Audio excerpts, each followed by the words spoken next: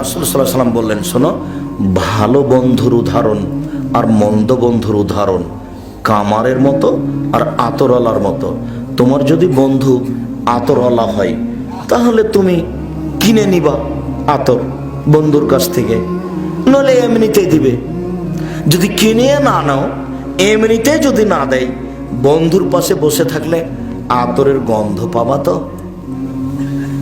আল্লাহ নবী বলছেন, হাদিস বুখারী মুসলিম।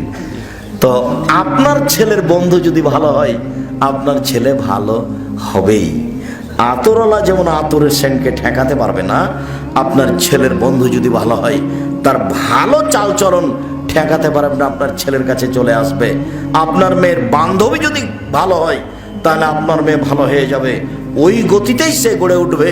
এ কথা রাসূল সাল্লাল্লাহু আলাইহি ওয়াসাল্লাম বলেন। তিনি বলেন, কারো বন্ধু যদি কামার হয়, কর্মকার হয়, তাহলে হয়তো বা পাশে বসে থাকলে আগুন ছিটকে এসে কাপড় জ্বলে যেতে পারে। যদি আগুন ছিটকে কাপড় না জ্বলে, তাহলে পাশে বসে থাকলে নাকে মুখে ধোঁয়া লাগবে। কামারের পাশে বসে থেকে নাকে মুখে ধোঁয়া লাগবে না, এই কথা যেমন মিথ্যে, আপনার ছেলের বন্ধু খারাপ, আপনার ছেলে খারাপ হবে না, এই কথা তেমনি মিথ্যে। কামারের পাশে বসে থেকে নাকে মুখে ধোঁয়া লাগবে না, এই কথা যেমন মিথ্যে।